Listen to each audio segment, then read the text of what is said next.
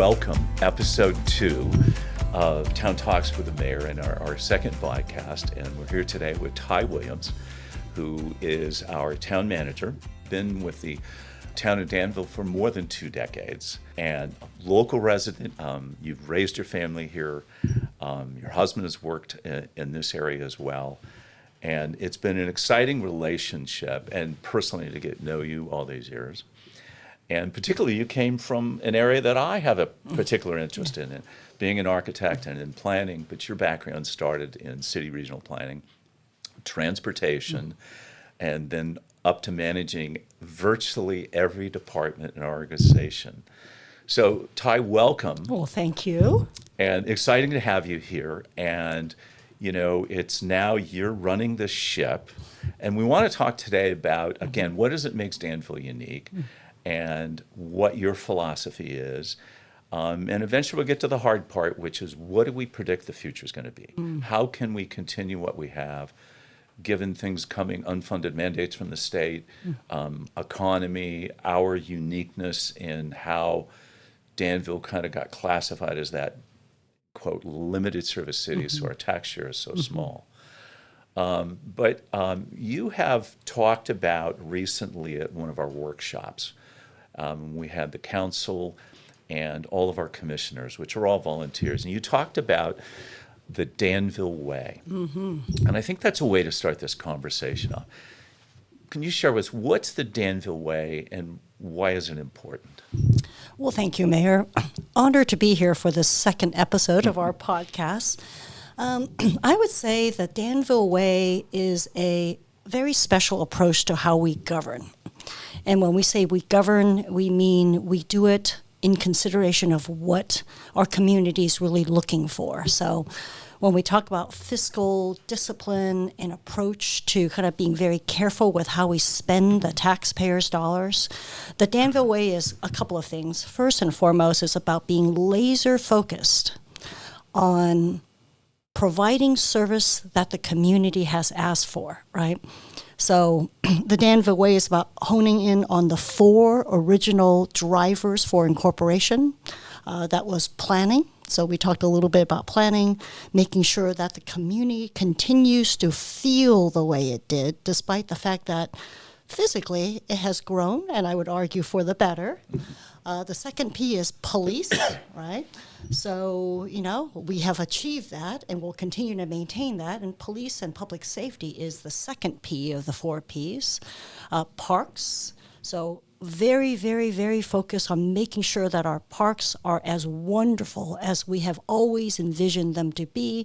And last but not least, the 4th P was about public works. So we take our mission very seriously, and public works is about making sure that we continually reinvest in our roads, in the infrastructure that we can't see, like all of our storm drain systems, so it carries out storm water. Right.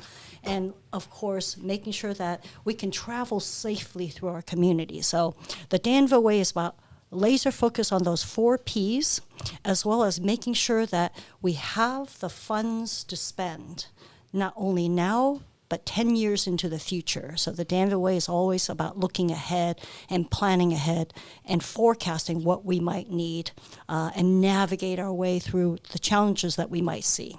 And I think, you know, you brought up 2 good points. One, that cities fall on hard times when they realize they don't have money to pave the roads. And, you know, just within the past, past 8 years, government accounting code is cities now have to list in their financial statements annually the shortfall on road maintenance for the pavement condition index. And we've been able to stay above all those standards at a fairly high level compared to many of our neighbors. And that value proposition, I think, has always been shared by the council. It's hard to do because of the limited nature of our tax base. I shouldn't say tax base, our share of that tax base. Correct. We have a great tax base, but almost 92% of that goes elsewhere. Correct. Major share going to the county. But capital reinvestment, just as a whole, we were talking earlier, that I like to look and compare ourselves to other cities. And I was mentioning that one of our cities, they look like they had a balanced budget. But when you look at then, well, how much are they investing in capital? Because that is discretionary. But it's a measure, that bellwether of how healthy the city is. And they were investing less than $2 a person, which is about like paving one small street. And Danville has had a uniqueness. Maybe you can share, because we've had the discipline to set aside and not be tempted to spend it on other fun projects, but to help keep our city and our infrastructure in healthy working condition.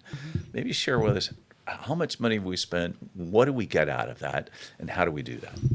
Well, thank you. I think it's one of the core philosophies of this council that I have, as an administrator, greatly appreciated, right? First and foremost, very unique to this council and this community is the fact that we undertake a pay-as-you-go approach. Right. It's frankly unheard of. I don't think I've met another city administrator. We pay cash for everything. Yes, we pay cash for everything. So what does that mean? It means that we're not, first of all, I would say that it is a generational compact.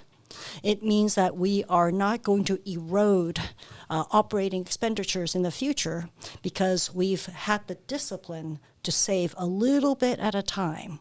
And when we have enough, we will build that park, that feature, repave that road.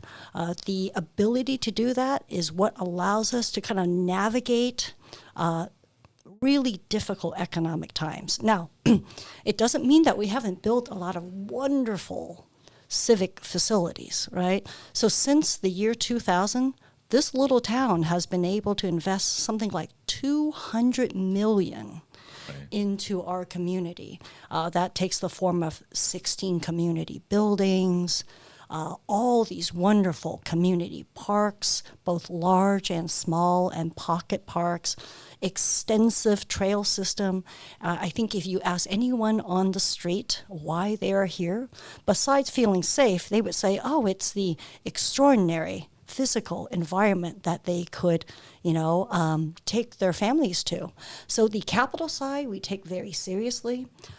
It's not easy. It's easier to say than do, right? Because frankly, it takes patience. We have to build it up a year at a time. It requires sequencing. So for those who want it tomorrow, that's even council members want that tomorrow. And, Right? we generally take 7 to 8 years if we're going to build something. Like when we redid the Veterans Hall and added the senior center there. It took a whole combination of funding, but it took years to save that money. And for most people, particularly the elected side of the equation, they want to get things done within their term. So I think that's probably one of the reasons some of us stick around a little longer, because to really follow on that vision, you have to have that patience. And I think that's also a pretty unique feature. Oh, absolutely. I want to just kind of capitalize on that point a little bit. You don't meet a lot of elected officials, and I've met a lot of them through my work in the regional transportation arena. You don't meet a lot of elected officials who are making policy decisions for the long haul, right? Yeah, I think, that's right. Again, it's easy to say, but our ability to deliver on that long-term vision is a direct byproduct of our electeds who have long-term vision, and they're patient enough to wait. Because as an example, we'll talk about our arterial roadways. It costs $3.3 million a mile to repave those. Yeah, that's extraordinary amount of money. Right? But we say, look, as an example, Camino Tasajera in a certain direction, we will need X amount of money, right? So the council has the discipline to say, okay, let's set aside $1 million a year. And by the time we reach X number of years, we'll be able to do that project. And we can point with true transparency in our capital improvement program exactly the year that we will have enough money to repave that road. And I think that's something we should be extremely proud of, because discipline is daily practice of choosing. Yeah. It's hard at times, but, it's kind of like, and one of our other council members says it's kind of like having your own home budget. You only have what you have. We don't use credit cards. We don't borrow money. And but it is a challenge. But I think what's extraordinary, too, in conjunction with that, Yes, we're the safest city. Yes, we're the financially best run. And you would say, most people think, oh, well, you've just added a lot of people. Well, I got here 32 years ago, elected. We have the same number of employees then as we do now. Yes. Exact same number of sworn police officers. And when you compare us to other cities and communities, they're 40 to 50% higher in number of employees in that. So what is it? Why were we doing that from your perspective? Because there's uniqueness about it, which I know the answer, but I'd like to hear you. Yeah. How does that help manage our resources and help keep us laser focused to be able to do these other things? Yeah, thanks for the question. And in fact, it's the reason why I've been here since 1996, right? It's such a joy to be here. And I would say it's two things. We're very creative about how we deliver service. We really were set on the right path from our former town manager. He really believed that our job in local government is not necessarily just to deliver all of the services, but our job is to make sure that they are delivered. So what does that mean? It means that we partner with other agencies. So that comes in the form of the fire district, the school district, our police contracts, which leads us to the fact that we are probably the first city, at least in the East Bay, to do contract municipal services. And that allows us to expand our talent base through contracts when we have a lot of work. And then during tough times, we then can contract back to the core staffing. Right. So this ability to expand and contract without struggling through labor agreements is what allows us to pivot quickly and navigate with a lot of agility. And we've done that through the recession of the late 80s, through the Great Recession of the 2008-2010 period, through the pandemic. Compared to other cities, we suffered significantly less. I think we contracted, we held, and then we slowly expanded, but primarily through contraction and expansion of the contract service model. So partnership is a literal fiscal strategy, and so is contract services. Yeah, and I think one of the things I've observed too, that it's, we have a tendency, or the luxury, I should say, to focus on hiring really highly skilled, very intelligent, very effective staff, because we, like in maintenance, we don't need 80 workers because we contract that out to competitive bid from roadside with one contract, building maintenance on another, parks on another. And we get very high service levels by doing that. And we get competitiveness, and when the world changes, as we've seen, like we're going to have less maintenance needs in some areas because the lawns of having to go away by state mandate, that we don't have to have that staff on board, and we just modify our contracts and the costs move proportionally. And I think that is so unique. And I think the question is, somebody would say, well, gee, is that cost effective? Absolutely. Is it fair? We pay prevailing wages. Correct. To all of that. So it's not cutting corners, it's just using a financial tool in the most effective way. So I think that's unique. And I think, as you pointed out, we have a culture of doing that. So as people come to work for us, they understand that. But I really do. I'm impressed every hire that we've had to replace people, of extraordinary people, all the way from information services to IT. I remember when I started, we had one person in IT, and they were part-time, and it was the assistant manager. That was our whole ID department. But, the world has changed. Our backbone of our system, the technology to support our staff so that we don't have to keep hiring people, it's critical. So we've reprogrammed who's doing what. Correct. What do you see as the future in terms of, technology versus staffing? Is there still opportunities in the future, or are we kind of going to come? Because we do 10-year budgets, as you mentioned. Yes. What do you see the future in those areas? From a staffing standpoint, I see that we're going to be relatively the same in number. The composition might be different, right? So we might not have the exact same staffing everywhere in every department, but that's consistent with kind of our philosophy of how we operate. Certain demands will grow in certain areas and they will contract in others. If I could go back to the whole maintenance example, Right. We hire throughout the organization, not just in maintenance, what we would used to characterize as knowledge workers, right? So you'll see throughout our departments, the folks that we like to hire are the people who like to solve problems. So their intellectual funny bone gets tickled whenever they go, here's a challenge. How can I solve it in a different way?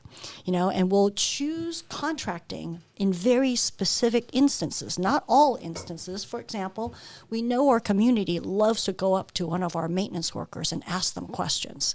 So we hire and place positions where they have the most interface with the community.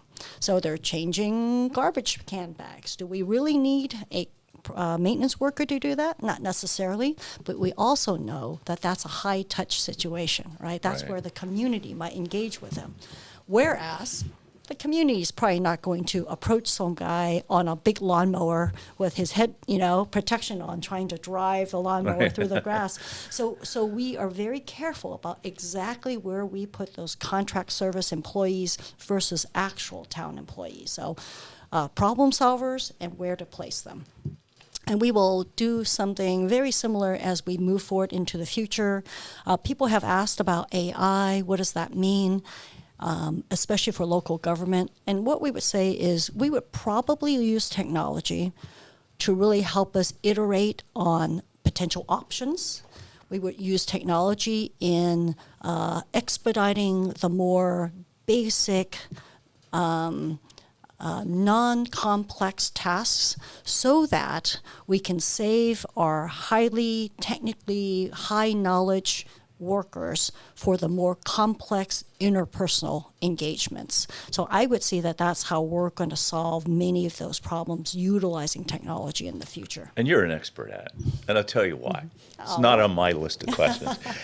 I remember back when we were working on how to improve particularly building inspection and our whole building department processing. And you headed up the task of integrating a new accounting management tool system. Major project, major investment, but it was a technology investment. And you also added and went through the implementation of the building module. And, it changed, whereas, and I'll be honest, being an architect in the construction world, it was common that a contractor be working on a project and they had some corrections from the building inspection. But they might tell the client a different story, not nefariously, but they're trying to, keep things going and say, that town or whatever is really, they're tough and it's not fair I have to do this. Well, what it changed was the owner, the architect, the engineer, everybody gets a copy instantly on your mobile phone or mobile device. It says everything that transpired. And all the complaints that have dropped. Because I would get, as mayor or a council member, I would get complaints, your building department, you'd look into it. Well, actually, they needed to do those things. And it's made everybody more accountable. Yes. I mean, that, I think, is an example. While those are difficult systems, sort of level of service for customer satisfaction, I think that's a really good example that you've done. Yes, well, thank you. And we would like to take that to the next level, right? Into the planning arena, as an example. So we get a lot of phone calls about basic questions. What's my setback? Yes, right. What's my front yard setback? What's my side yard setback? And we spend an extraordinary amount of human time answering those phone calls. Right. They're good questions, but we have to ask the question, can that be answered by something that is enabled by technology so that we can reserve the highly technical and competent staff person to answer the more complex questions, which is like, I know my setback is X, but I wonder, is there room to lower it even more? Can I do it this way versus that way? So we can use and save our staff resources for much more complex and much more high-touch questions. And that is what enables our community to think that we provide extraordinary service. So the goal is to minimize administrivia using technology, and we can save the staff resources for the high-touch, highly complex questions. And get fast responses to Yes. Customers, because sometimes it's all of that, but it might end up going to voicemail or an email, and we get high volumes of that. So yeah, I think that is a great example. But I was so proud that when we implemented particularly that building system, the average person does know our accounting system and the management tool, but boy, it's a system that any management person, any department head can look, see where they're at, report out. You don't have to wait to a quarterly report. You don't have to wait to the end of the year to Correct. find out. Yeah. So it's a really, not instantaneous, but it's a really online tool that you can use at any point in time in history. Oh, and may I just augment? Yes. The other part that I think really helped our construction industry and as well as our homeowners is the fact that they could apply for building permits online. And so when you think about it, in the past, Right, we couldn't- contractors had to come in person to apply, fill out a form. Why Yeah, the couldn't plans they do are that at digital. night? Yes. The plans are digital. Why That's did they right. need to print it out? Truck it into the town, hand it over the counter, fill out a form in person. They can do that online while they're eating dinner next to their computer.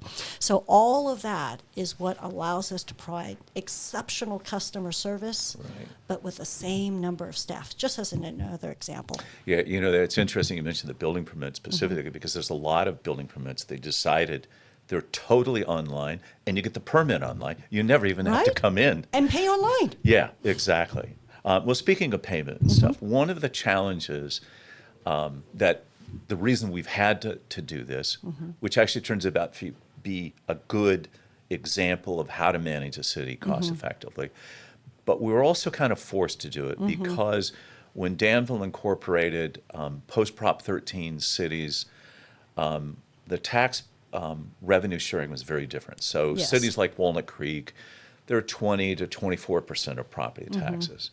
And we started at just barely 7%. And we've moved all the way up, not because we did anything. The state of California swapped vehicle license fees and other things and gave us a little bit more on the tax base. So we're at about 7.6%, which makes it really challenging. So Yes. almost 93% of taxes go elsewhere. Correct. And some cities are getting a quarter of those taxes to do that. So just like unfortunately, our school district got classified as a low wealth district, they kind of use the cover, well, you're a limited service city. You're not going to have to need all these resources.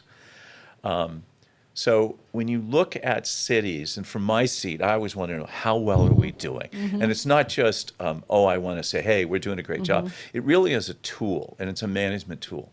And in round numbers, we spend just a little over $800 without capital per resident, which is really good. Most Yes, cities are yes. double to 450, 550%. That's just here in our county. And then the real measure, to me, the real measure is not only how cost effective that is, how much are you reinvesting?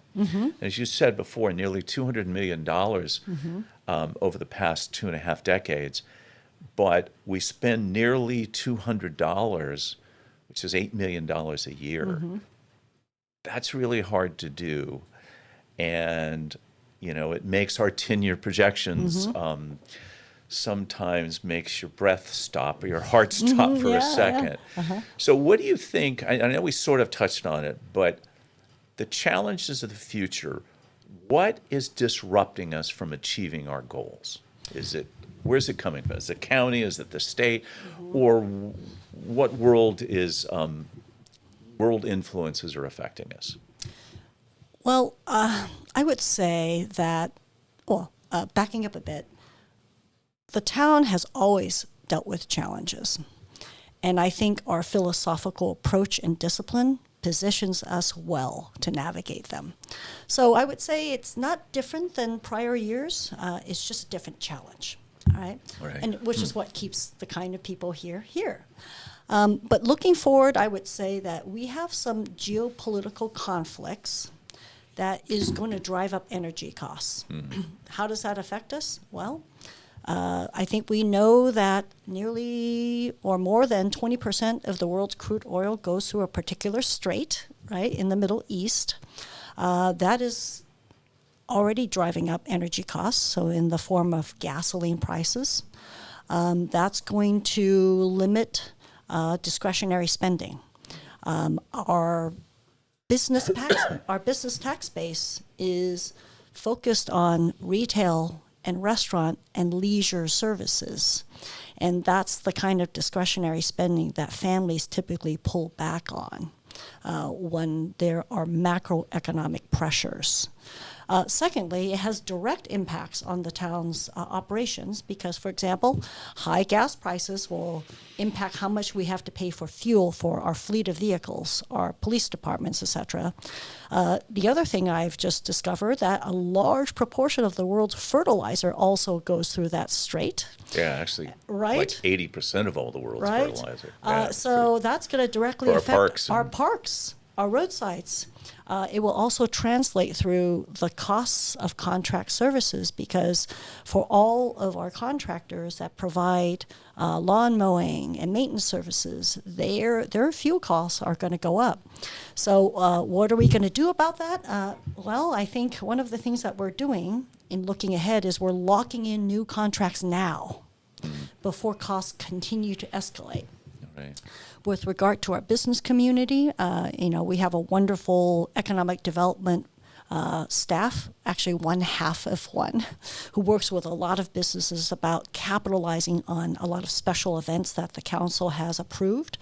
But the other thing that we're doing is we're looking more creatively about all of these wonderful town assets called community buildings and a village theater in the downtown. And we say to ourselves, could we look to reposition some of those buildings and create higher value for rentals during the work week, weekdays, bringing and attracting people here, maybe focus small boutique conferences, maybe corporate retreats that are one day long. It not only creates more high value rentals, but it would also bring in more pedestrian traffic so that we can, send all of that traffic into our downtown, into our supports our business. Yes, absolutely. Yeah. I'm a big believer in having one solution that tackles multiple issues at the same time. Right. So, speaking of that, and it's been labeled, as the state has been through the past 25 years of a lot of significant financial ups and downs for a variety of reasons. But, and they've always talked about, well, they went through their reserves and then now they're called rainy day funds. Danville also has a uniqueness about that. So how much is in our reserves? Why do we have the reserves? And how did we get to that level of reserve, which is a little unique compared to most cities? Well, I'm really proud to share, and everybody's very impressed every time I go out into the community. Our reserve policy is 20% of the operating budget. We're at about 41%. Right. That's 18 million, right? And that is a tremendous accomplishment achieved by the whole pay-as-you-go approach. And really, another philosophy of the councils is, you can spend money at the end of the fiscal year when we have our actual totals in hand as easily as you spend it at the beginning. So this council's practice is to, at the end of the fiscal year, when we've audited all of our numbers and we find have out what savings and things. If we've actually saved enough money, the council had a great practice of let's sock away a little bit more to capital. Let's sock away a little bit more to that reserve. And little tiny actions over multiple years means big changes and a really strong fiscal foundation. So what I would tell people Excuse me. is that the world is quite uncertain right now, but we are on very strong, stable fiscal foundation and a ground to be able to maneuver around it just as we've always had. Yeah, I mean, it shows too, and we sometimes say it, but it doesn't have a lot of meaning because we don't borrow money, but we have one of the highest creditors ratings. Yes, absolutely. It's the gold standard. We have a AAA rating. Yeah, right. Yeah. I don't know anybody. By the way, no public agency probably does it. But along that line, with almost $18 million, somebody had said, boy, that seems like a lot. And you'll hear criticism from other agencies because they don't do that.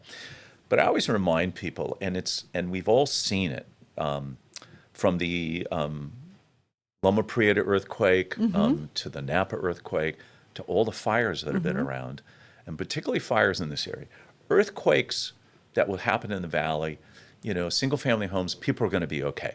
Things will fall off the wall, things will fall off of shelves, but the houses aren't going to collapse and do things like that.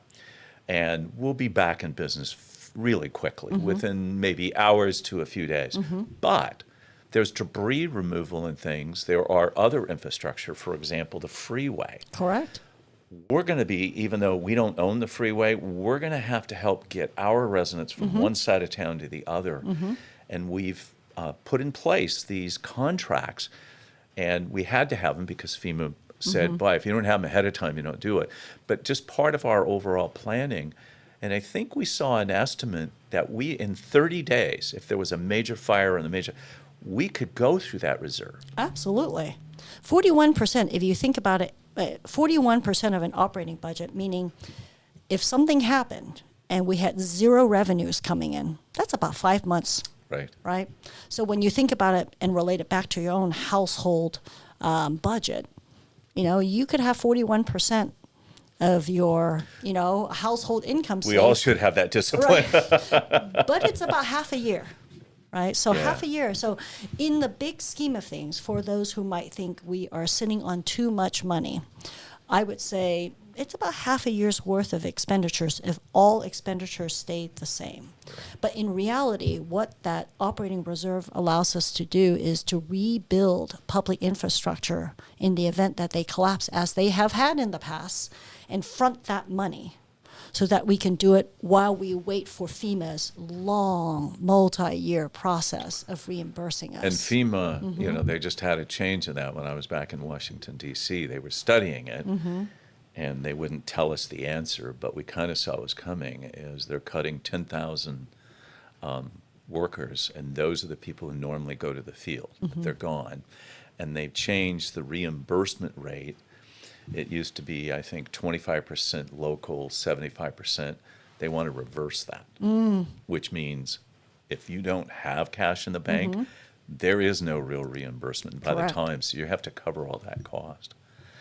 But, on the same line, so I think our partners from fire and regional agencies, we've learned what those risks might be. And so correspondingly, I think the bottom line is that our reserve is not only for our operations, but it's also for those disasters. Absolutely. And we've tried to balance that.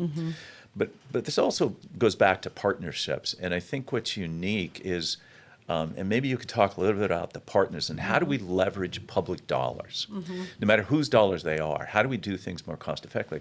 And particularly with our school district on playfields and things like that. Maybe most people don't know that, but maybe explain what it is, how it benefits us and benefits the school. Happy to do that. And I'll say that I didn't, backing up a bit, in my 30 years here, I did have a little bit of a break and left the town to work elsewhere for a little while and then got back. And in that break, I will have to share that it was extraordinary to me. I didn't quite appreciate the partnerships until I left the town the first time, saw the lack of partnerships while I worked for other places. And then I came back and fully appreciated them some more. So first and foremost, I don't think I know a whole lot of other cities that will jointly maintain school parks, as an example, right? There are fields, which they don't get paid to maintain. Correct. Where our partnership we'll maintain it, and we'll help program that. Correct. And do the maintenance and help run those for them. Yes, or parking lots. Very basic. You don't even think about it, right? Sycamore Valley Park and Sycamore Valley Elementary School both share a parking lot. So why have two separate parking lots when you can have one right adjacent to one another? Right. It doesn't seem like a big deal, but those kinds of daily incremental capital investments magnify over the course of 30 years in a community of this size is extraordinary. Let's also talk about, for example, school busing. People were extraordinarily excited. You started this program you're talking about. Well, yes, I was there yeah, too, yeah. but you were the lead on that. Yeah, so, as an example, the school district had, because of limited funding, over the years they cut more and more and more busing to the tremendous agony of many families. Because the state took the money away from them. Because the state took the money away. So the town, leveraging the fact that we were reauthorizing a transportation sales tax measure at the county level, we fought for and secured a revenue stream of that sales tax from the countywide sales tax measure. And so we said, you know what we'll do? This is another creative solution, right? We're going to fund the deployment of school buses, not just for the sake of transporting anyone, but also for the sake of congestion management. Because we know, for example, in the morning, it is really congested because there's two big transportation sources. Because our neighborhood schools right, that were so congested. Right. So we have commute traffic and we have school commute traffic. So our thought was, wow, we're not going to build our way out of congestion, but what if we strip away the school commute part of that congestion? So here's another example of leveraging a regional transportation revenue source now to also solve multiple issues. Transportation for school children, partnership with the school district to completely realign their bell schedule so that we can transport their kids and use that one bus for high schools, middle schools, and elementary schools. And locally, we're solving a congestion problem. Right. We take 1.2 million vehicle trips off of Danville, San Ramon roads a year because of that program. Yes. And I think we now have about 1,500 students. And we have waiting lists on some of those areas. Absolutely. Yeah. And that can't happen without a level of trust between ourselves and the Contra Costa Transportation Authority, between ourselves another form of a partnership. Another form of a partnership, and ourselves and the school district, who had to, quite frankly, take a lot of heat for adjusting those bell schedules. Yeah, and I remember the challenge of, I moved here almost 40 years ago, and our children were very young. And I think I mentioned this at the State of the Town recently, that there was a concern that parents didn't let their children go to school by themselves, Yes. kind of regardless of the age. And they're just, it was about safety and things like that. And now it's totally the opposite. Yes. Everybody lets their kids ride to school and do things. And we didn't think at the time, because we were still back in that era where parents didn't want to let go. And I remember one of the things, and I think you came up with the idea, and a former transportation director, Lisa Bobadilla, you put in the 4th of July parade one of the new buses, Yes. recruited a whole bunch of young students. They got on the bus, and after that, it went crazy. Yes. Everybody wanted to see, they saw their friends on the bus. So genius and a great example of a partnership. So I want to go, so partnerships has helped us to leveraging resources. So as we're saying, school district had the land, didn't have the money to maintain it. We needed more park instead of buying land. We made a partnership. We'll maintain it for you. We'll do these things. We'll do the improvements. Very cost effective Yes, for both absolutely. of us. So it helped them and it helped us. Yes. And one last thing, we also did it, particularly at San Ramon Valley High School. There was a terrible parking problem. Yes. And yes, we saw yeah. an opportunity to use some of our funds that we were looking at investing Correct. in parking, and we made a big difference. They're wholly parked on campus now. Yes, yes. Sometimes we've done so many things you forget about all of that them. was a big one. Right? That was a big one. I think we were struggling for, what would you say, Mayor? At least 30 years with just a proliferation of parking challenges in the neighborhoods immediately Yes. adjacent to the high school, in the downtown.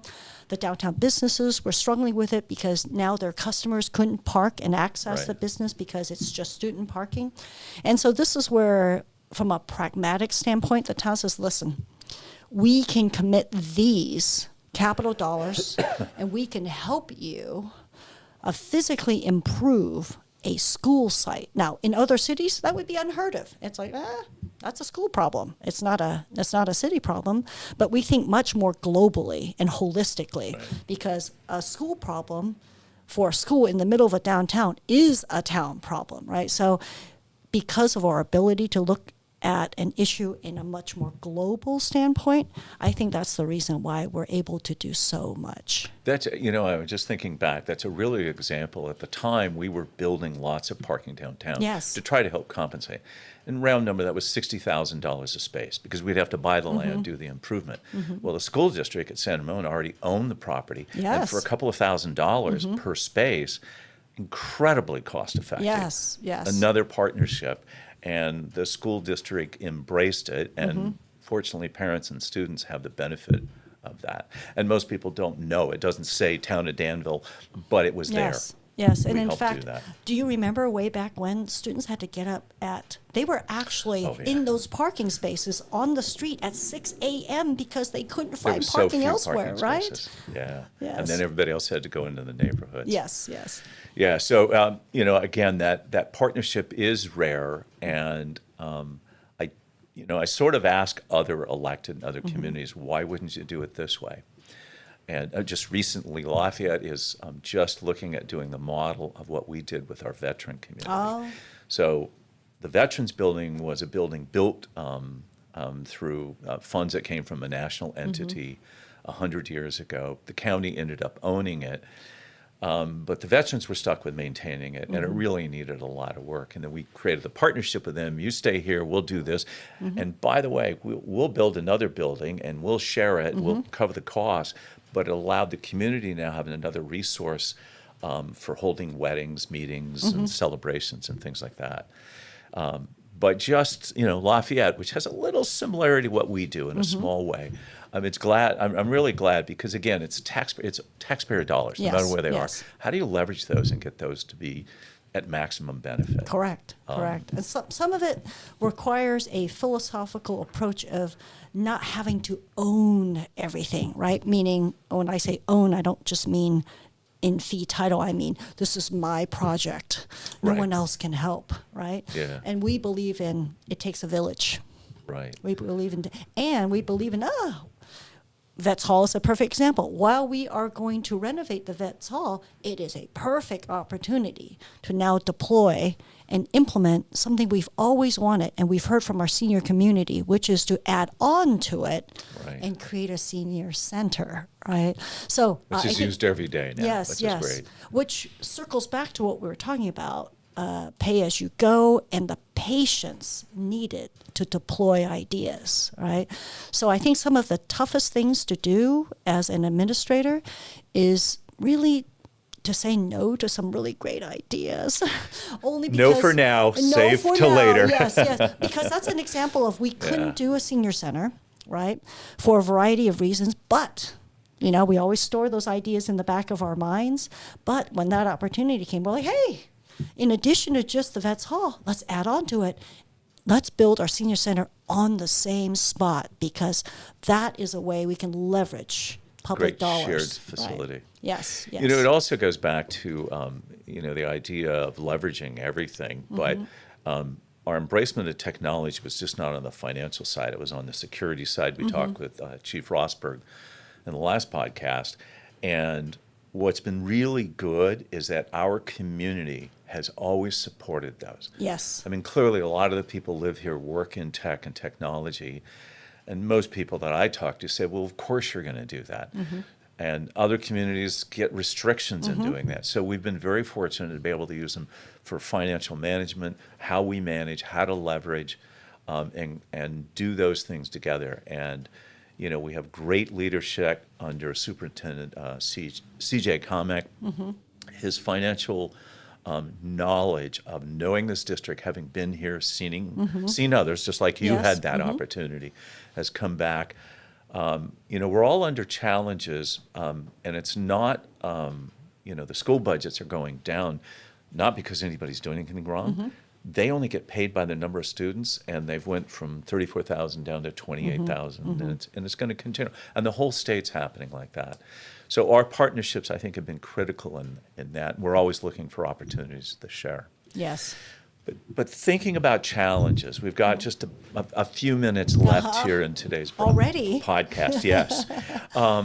What do you see as the challenges going forward? And I want to go back to that. We talked a little bit, but just in a serious, thoughtful way, what are the challenges that we see coming? And we don't have to necessarily know what the solutions are.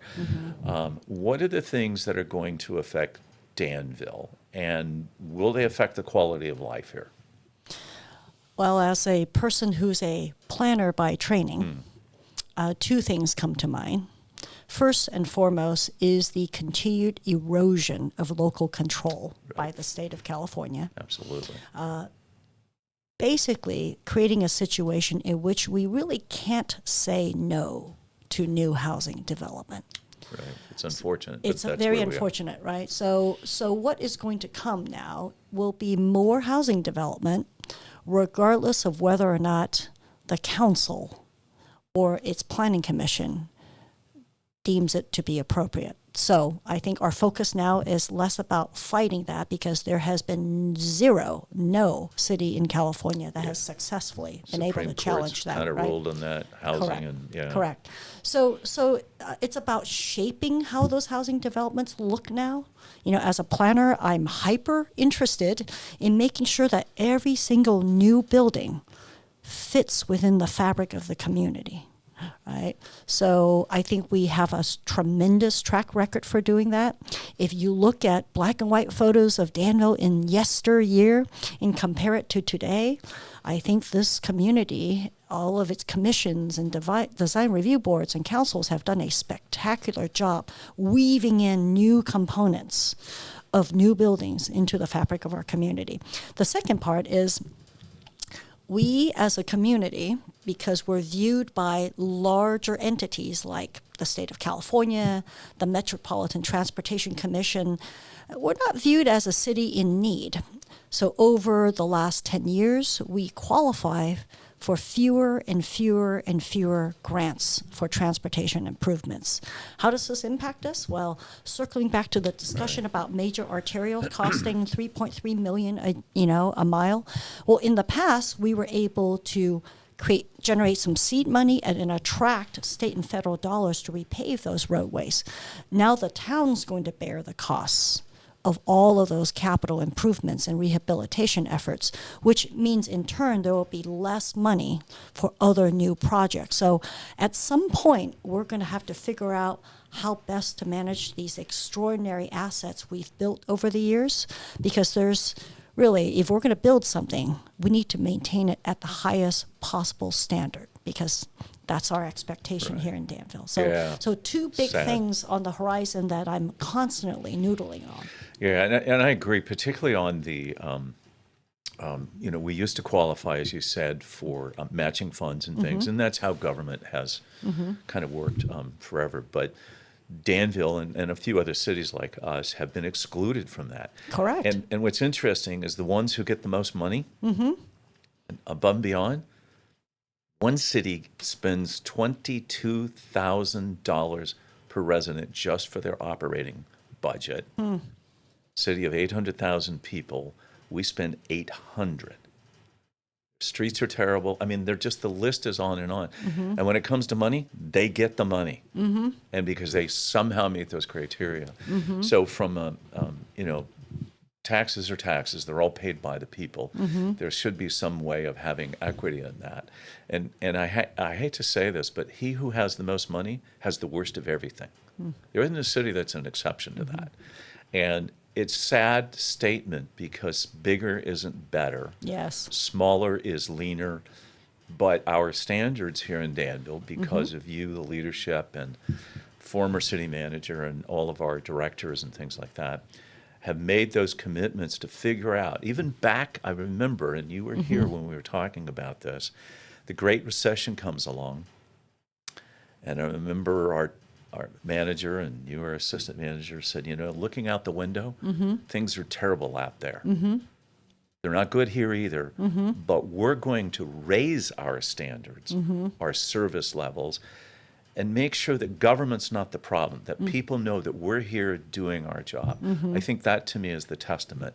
The scale of our organization, the philosophy allowed us to do that. and we didn't have the complaints because we worked twice as hard to make better outcomes. Yes. So that people could focus only on their personal situations to get through those very difficult times. Yes. And I would say that what really helps with that is a council that really hears and processes the technical and the staff level analysis and go, I see what you're saying. We may not agree with this, but we agree with this. Go ahead. Let's deploy some of these solutions. Let's deploy some of these programs.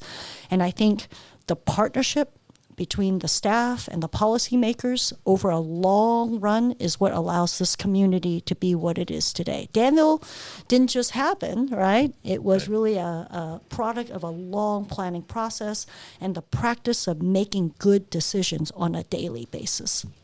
Yeah, and I agree. And it's actually, I'm going to be honest, it's because of people like you, the team that you have in place, and it's been a really good period of time for Danville because I'll go back. I want to be transparent. I got on the council because things weren't well.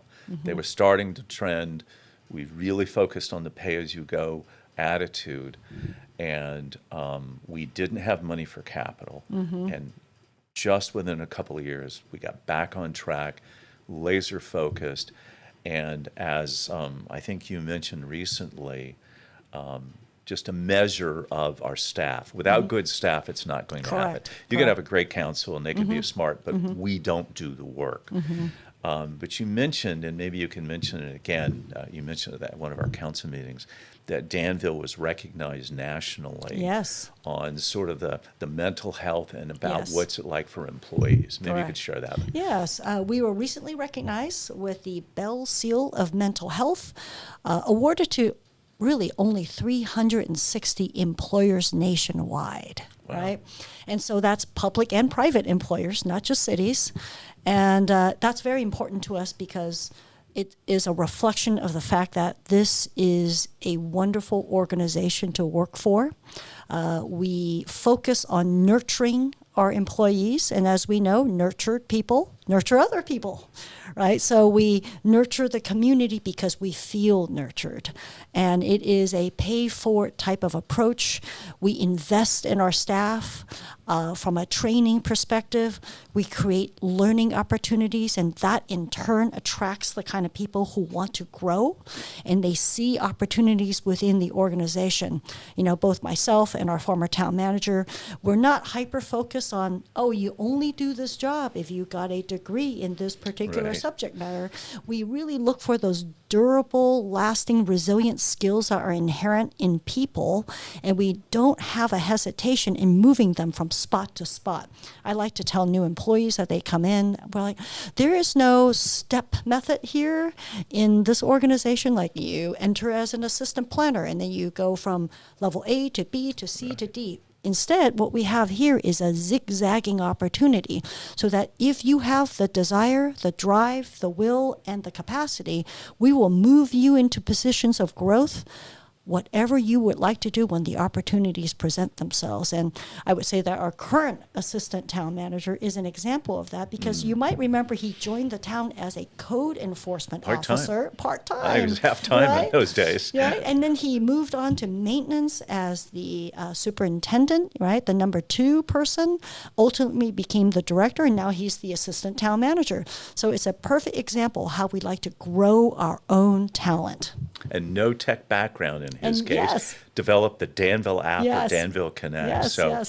Well, Tai, I just want to say thank you. Thank you from behalf of the council and the community and as a fellow resident. And by the way, you'll see Tai probably jogging around the community, working for a marathon or a half marathon. It's been a pleasure all these years to work with you. I look forward for all the years and the success that you're building. And thanks. And please pass on to all the staff and everything how much the community and the council really appreciate everything all of you do to make this the best community. Well, thank you, Mayor. It's an extraordinary honor to serve this community, not only as a resident, but as really a part of this organization. That can't happen without the support of the council. Outstanding. Thank you.